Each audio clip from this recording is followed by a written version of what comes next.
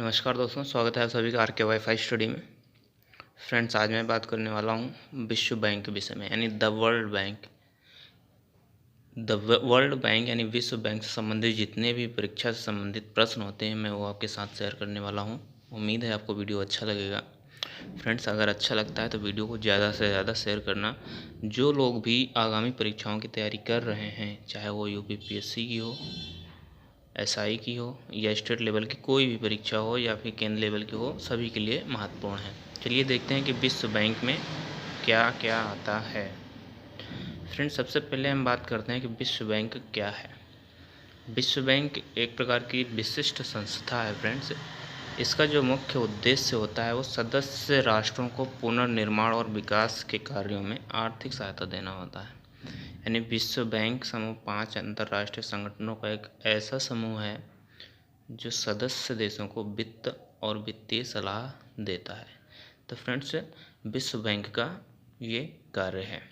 और फ्रेंड्स, बता दें कि विश्व बैंक जो है, इसके सिद्धांत क्या हैं। हमें सिद्धांत के विषय में भी इसकी जानकारी होनी चाहिए। तो इसका जो सिद्धांत है फ्रेंड्स, वो ये है, working for a world free of poverty. यानी कि working for a world free of poverty, निर्धनता मुक्त विश्व के लिए कार्य करना ही विश्व बैंक का मुख्य सिद्धांत है। अब हम बात करते हैं फ्रेंड्स इसकी स्थापना की, कब इसकी स्थापना हुई थी। तो फ्रेंड्स, विश्व बैंक की स्थापना जुलाई 1945 में हुई थी, यानी लगभग आज से 74 वर्ष पहले। इसका मुख्यालय वाशिंगटन डीसी में है, यानी कि जो यूएसए है, यूएसए के वाशिंगटन डीसी में इसका मुख्यालय है। अगर सदस्यता की बात करें तो विश्व बैंक में सदस्यों की संख्या 189 है। और फ्रेंड्स, 189 जो है तो आईबीआरडी में है, जिसमें से 173 आईडीए में है।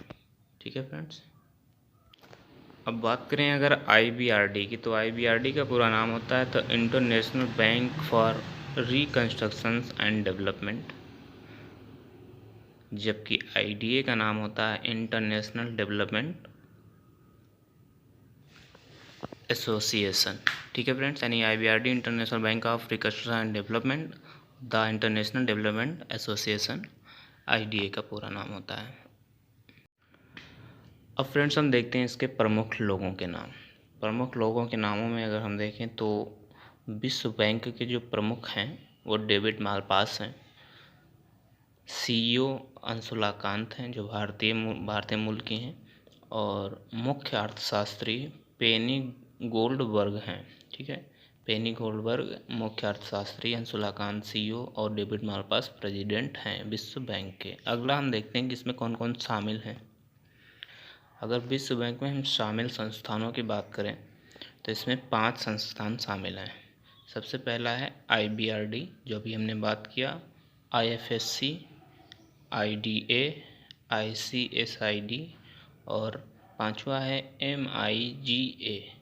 ये 5 संस्थान हैं जो विश्व बैंक में शामिल हैं। अब इनके बारे में हम थोड़ा सा विस्तार में जानते हैं, कौन कौन से संस्थान हैं, इनका क्या नाम है पूरा। तो अगर आईबीआरडी की बात करें तो आईबीआरडी का नाम international bank for reconstruction and development है। इसकी स्थापना 1944 में हुई थी और इसमें वर्तमान में सदस्य जो हैं 189 हैं। आईबीआरडी का जो मुख्य उद्देश्य होता है, इसमें मध्यम विकास वाले देश, यानी जो भी विकासशील देश होते हैं, उनको ऋणग्रस्त गरीब देशों में ऋण, गारंटी और गैर उधार सेवाओं के माध्यम से सतत विकास को बढ़ावा देना इनका मुख्य उद्देश्य होता है।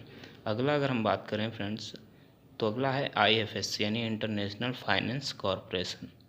इसकी स्थापना 1956 में हुई थी, सदस्य 184 हैं। सामूहिक रूप से नीतियों को निर्धारित करता है और 100 से अधिक विकासशील देशों में उभरते बाजारों में कंपनियों और वित्तीय संस्थानों में ये अपना बाजार फैला रहा है और सहायता दे रहा है। तो ये है आईएफएससी। ठीक है, अगला देखते हैं। अगर नेक्स्ट की बात करें तो ये रोजगार के सृजित करने, कर राजस्व जुटाने, कॉर्पोरेट प्रशासन, पर्यावरण प्रदर्शन में सुधार करने तथा उनके स्थानीय समुदायों में योगदान करने में सहायता करता है। कौन? आईएफएससी। यह विकासशील देशों में विशेष रूप से निजी क्षेत्र पर केंद्रित सबसे बड़ा वैश्विक विकास संस्थान है।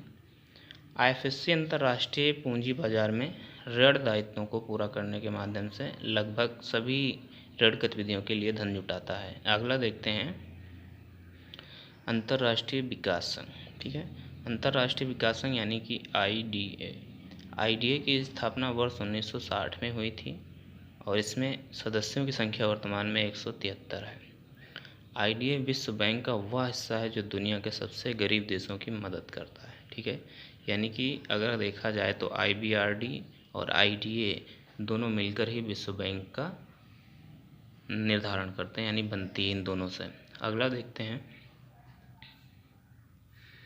चौथा है ICSID यानी international centre for settlement of investment disputes. ठीक है, इसकी स्थापना 1966 में हुई थी।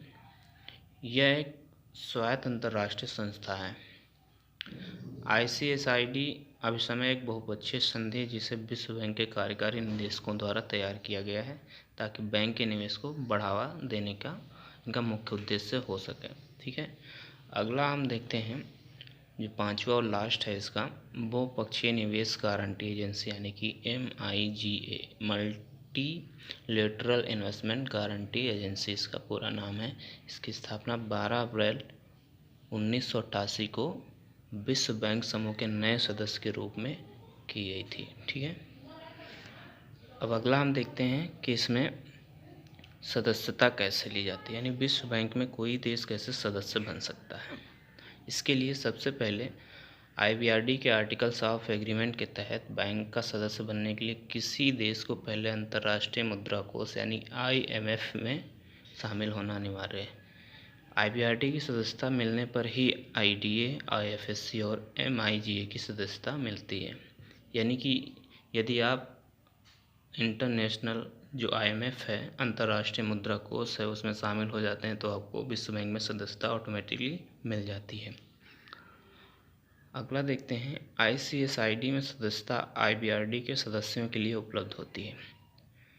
यानी कोई भी अगर आईबीआरडी का सदस्य है तो ही ICSID में सदस्य ले सकता है, किंतु जो आईबीआरडी के सदस्य नहीं हैं लेकिन party of international court of justice यानी ICJ के सदस्य हैं, उन्हें भी ICSID प्रशासनिक परिषद के आमंत्रण पर अपने सदस्यों के 2/3 वोट का समर्थन मिलने पर ही सदस्यता दी जाती है।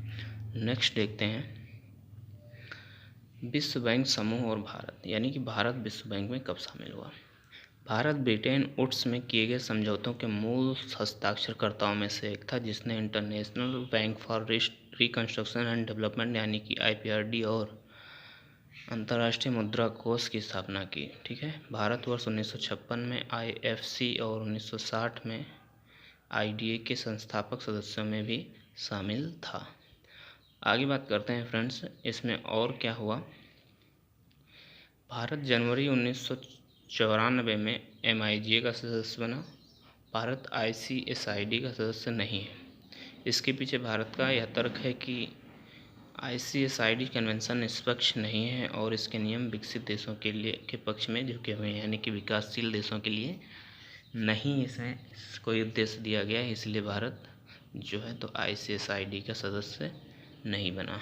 अब फ्रेंड्स हम बात करते हैं कि विश्व बैंक कौन कौन से रिपोर्टें जारी करता है। तो रिपोर्टें 5 प्रकार की जारी करता है विश्व बैंक। इसमें से सबसे पहले है वर्ल्ड डेवलपमेंट रिपोर्ट, दूसरी है doing business report, ease of living report, global economic prospect report और friends world logistics performance index. ये 5 प्रकार की रिपोर्ट या इंडेक्स जारी करता है विश्व बैंक। तो फ्रेंड्स उम्मीद है वीडियो आपको अच्छा लगेगा और आपके लिए यूजफुल भी होगा। धन्यवाद दोस्तों, जय हिंद, जय भारत। फ्रेंड्स हमारा अगला टॉपिक WTO यानी विश्व व्यापार संगठन है। इसे ज़रूर देखना और ज़्यादा से ज़्यादा शेयर करना, सब्सक्राइब करना। धन्यवाद दोस्तों।